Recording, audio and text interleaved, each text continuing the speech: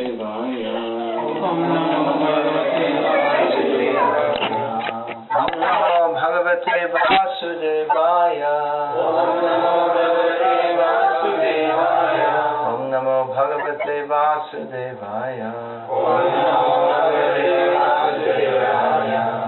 Vibhaktam cha bhuteshu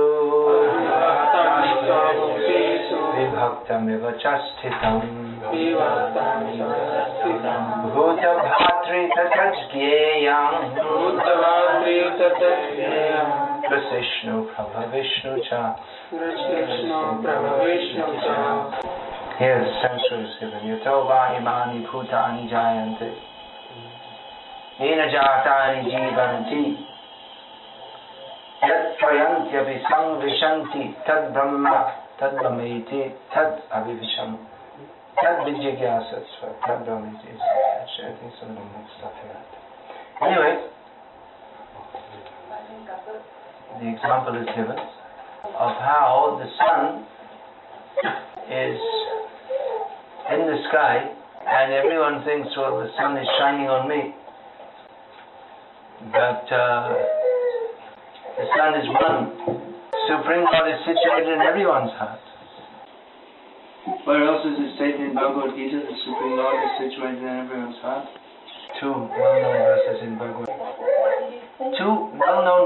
in Bhagavad Gita state this, that the Supreme Lord is situated in everyone's heart.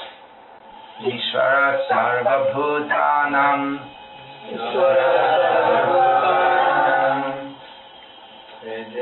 Hriddesha, in the area of the heart. Hriddesha Arjuna Tishtati means the Supreme Lord is situated in everyone's heart. Another well-known verse in which the same thing is stated. Sarvasya Chaham Hridi Sanivishta. I am situated in everyone's heart. And one place Krishna says I am situated in everyone's heart. In another place he says the Supreme Lord is situated in everyone's heart. Does that mean he's referring to someone else? Sometimes people ask why he says like that, as if he's speaking about someone else. But actually he's not speaking about someone else, he's speaking about himself. He speaks in the third person, the Supreme Lord is situated in everyone's heart. Please just try to listen. During class usually everyone has something else to do, like picking their nails or something like this. But if you try to listen, there'll be more benefit from this. Now I'll give an example that the temple president may make an announcement to all the devotees. He may say to all the devotees, he may say that it is the temple president's responsibility to maintain order within the temple. He himself is the temple president, but he says it is the temple president's duty to keep order in the temple. He says that it is the temple president's duty to keep order within the temple. He could say it is my duty to keep order in the temple, but he says it is the temple president's duty to emphasize that it's not because him as a person it's his duty, but because of the post that he holds. Not that it is inherently me, but because I've taken this position, therefore I have this duty. So, Krishna refers to himself, Ishvaras Sarvabhutanam Hriddesha Arjuna Tishtati. He refers to himself, the Supreme Lord is situated in everyone's heart. And how does the verse continue? Anyone can say? Brahmayan Sarvabhutani Yantrarudhani Mayaya. You kind of half learned it, but you have to see where the Dirga and Hrasva, you have to see all this. Otherwise the meaning may change. So he says that, practically he's saying that In my capacity as the Supreme Lord, I am situated in everyone's heart and overseeing their wanderings in various machine-like bodies. So Krishna is here referring to himself as the Supreme Controller. In this chapter also, this chapter 13 from which today's verse is taken, that is emphasizing Krishna's position as the Paramatma or Super Soul. So this is the beginning of theology to understand who is God, to understand God is the Supreme Controller. Therefore in Bhagavad Gita we find such topics discussed as in this chapter, nature, the enjoyer and consciousness. And consciousness, okay, I'll speak in short clauses.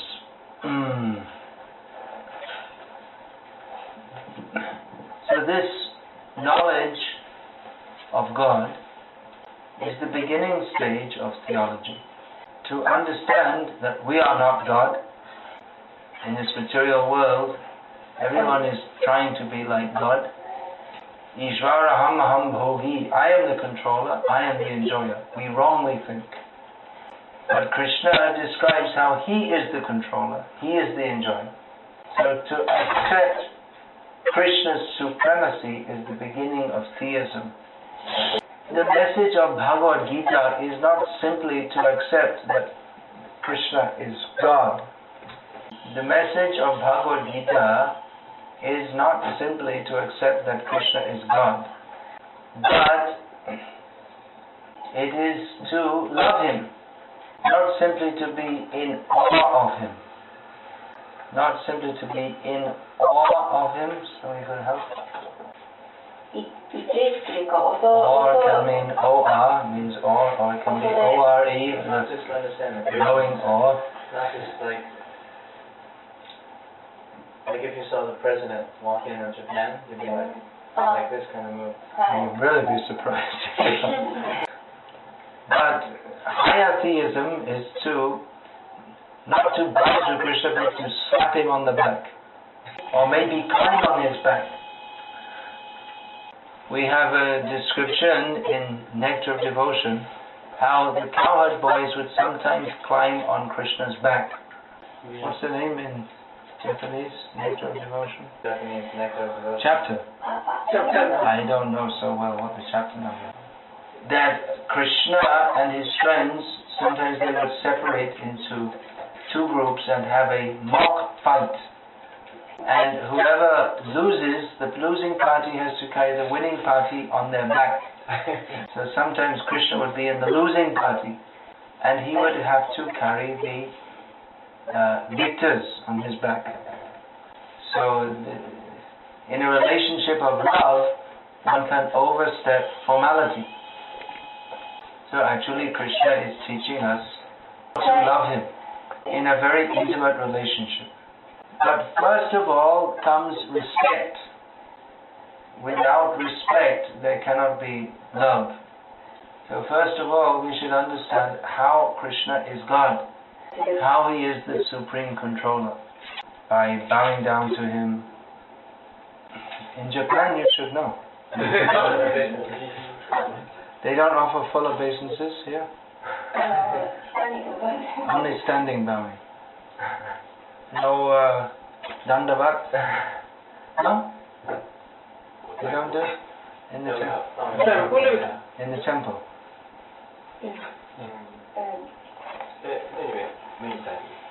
Mostly bowing like that.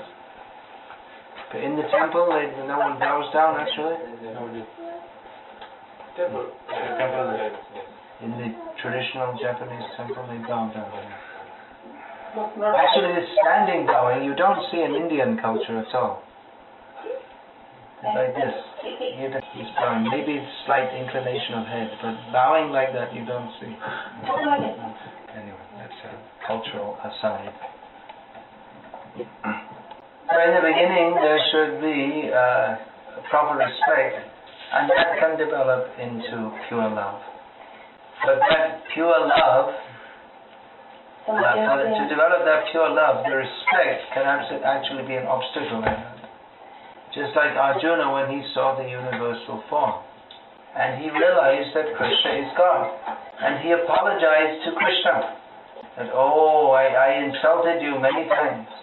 That we would lie on the same bed together and I would joke with you. I didn't realize your exalted position. So Arjuna at this time is becoming very respectful towards Krishna, more than he had been in the past. So we might think that's very good. If someone who's living in this apartment building who's not a devotee, they start to come and offer respect to Krishna, we'll think that's very good, isn't it? But in Arjuna's case, he was coming down from a higher position to offer respect, because his natural position is to be beyond respect. He says, Sakheti Madhva, I was thinking of you as my friend. And now I realize that you are God. But Krishna thinks, I prefer you to think of me as a friend, not as God. So this respect is actually an obstacle to this natural flowing of free devotion, natural flowing devotion to Krishna. We cannot imitate this. But we should develop our respectful feelings towards Krishna. But at the same time, we should develop loving feelings for Krishna. Just like, what is her name? Pamela has brought some nice flowers. No one asked her to bring flowers, but she thought, let me bring some nice flowers. So that's very nice. We should offer something to Krishna. This way we will develop our love for Krishna. So always try to bring nice things to Krishna. You may think, well, what difference does it make? There's already flowers in the temple. And Krishna already has everything, so why should I bother offering anything to him? But it's a matter of love. That we like to bring something to Krishna because we think he will be happy. So Krishna asks for that. Bring me leaf, flower, fruit or water. So what will Krishna do with leaf, flower, fruit and water? Is he hungry? Is he thirsty? He's feeding the whole world. Not only that, here it's said that he devours and develops all. But he recognizes the love in even the most small offering. And so we cannot imitate the exalted position of Arjuna or other devotees who have a very natural loving relationship with Krishna. But we shall develop our love for Krishna by following the process of Bhakti Yoga. In the beginning especially, we have to understand who is Krishna, the Supreme Enjoyer. He is God. So that we can remove from our hearts the misconception that we are God.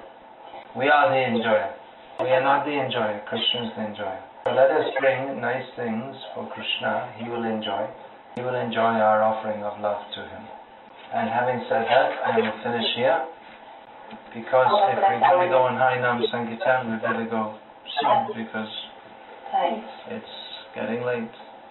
Any question? Yeah, please ask. Oh, you have so many questions. I was thinking about the little bit. I was asked one question. I was asked Krishna said that he pervades everything as a super soul. So I was wondering, in the spiritual world, how does he see that? He's there. Always. None is the super soul. He's there in front of everyone, so. Oh, really? Yes. Yes! Krishna is there. It's not that there's cows, gopis, River Yamuna, and then Vrindavan forest, and Nanda Maharaj and Yashoda. No, Krishna. He's there. That's why they're there. If he wasn't there, they'd all leave. They'd all go on strike. We don't want to be here without Krishna. Krishna is the center. Vrindavan Krishna is the finisher of all eyes. It's the first words I ever read from Prabhupada's books.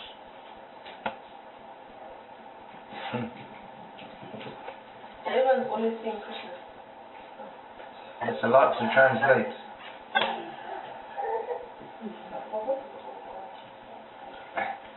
Well, we can summarize it and say that in the spiritual world, Krishna is always there, and everyone is always seeing him.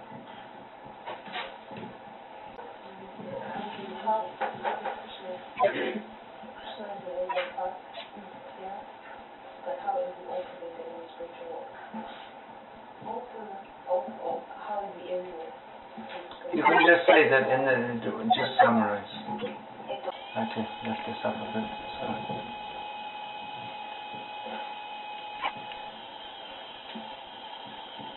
In the material world, Krishna is present in everyone's heart and is overseeing their activities. In the spiritual world, all are pure devotees, and Krishna is their heart. Because in their heart they know nothing but Krishna. Sadhava hridaya mahyam sadhunam hridayam swaham varanyatena jananti naham tebhyo manadapi. Krishna says that sadhus, they're in my heart and I'm in their heart because they know nothing but me and I know nothing but them. Yo mam pashyati sarvatra sarvam tamai pashyati sasyaham na pranashyami sachame na pranashyati. Krishna says, for one who sees me everywhere and sees everything in me, I am never lost to him and he is never lost to me. So we should go to the spiritual world and see Krishna face to face. You may know the story of Bilvamangal Thakur. He was a blind sadhu. He was living in Vrindavan for 700 years. So Krishna used to come and tease him every day. And then Krishna would play tricks on him and then run away. And Bilvamangal would say, you can try to run away from me, but you cannot go because I've captured you in my heart. Hare Krishna. So if we all want to go on Hare Nam, we should go pretty soon. Like Arjuna saw him as a form. So immediately he, after that, came under Yoga Maya or not? Because if he doesn't come under Yoga Maya, then he will always see that form. And therefore he will respect Krishna. Does he come immediately after that under Yoga Maya to know? No, we find in Bhagavad Gita he's respecting Krishna. So, could you understand the question? Alright, maybe we can leave it. He's respecting Krishna, but then when the fighting goes on, then he's not thinking any big philosophy. He's just, now I'm surrendered and he's fighting. And in the fighting, he's treating Krishna as his chariot driver. In the fighting, Arjuna is treating Krishna. In the fighting, Krishna is treating Krishna as Krishna, because another name for Arjuna is Krishna. Now you're confused. So in the fighting, Arjuna is thinking. In the fighting, Arjuna is thinking of Krishna as my chariot driver. In the middle of the fight, there's no time for bowing down and offering arati.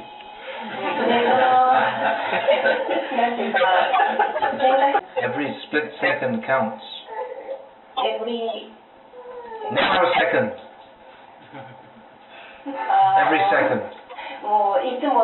Every second, every half a second, every quarter second, 8 seconds, 16 seconds, 32 seconds. Nanosecond. You know what nanosecond means? Nanosecond means very short time. The time it takes to say blip, there are many nanoseconds in that. What exactly is the definition? 10 to the power minus 9 seconds. That's pretty short time. But some things happen in that time, otherwise they wouldn't bother having it, right? What's measured in that time? Movements of subatomic particles. Yeah, electrons or light, speed of light.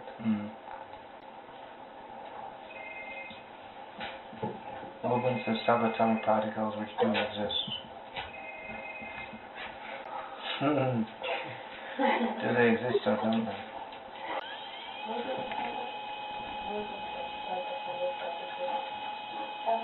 Anyway, never mind. It's alright. It's not a science class. So, Hare Krishna. Oh, I should show my books. Let's show you the books there. I'm writing many books on the subject matter of Krishna consciousness, not on the subject matter of how to enjoy this material, not on the subject of how to get more money, but on the subject of how to be Krishna conscious. So these books are available here, and if you'd like to take them, you're most welcome to do so and give a little donation to help for printing more books.